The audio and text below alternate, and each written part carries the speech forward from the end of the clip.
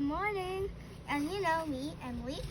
So as you also know, there was a snowstorm last night. I'm going to show around my neighborhood and in my front yard. So let's go start to in my front yard. It's pretty hard for me to walk. Whoa. Even I'm holding the walls, my house wall, so I can do balance, but it's not very hard. I'm walking these some stuff I made earlier today. I'm just gonna walk in them. Oh, I think I can find them.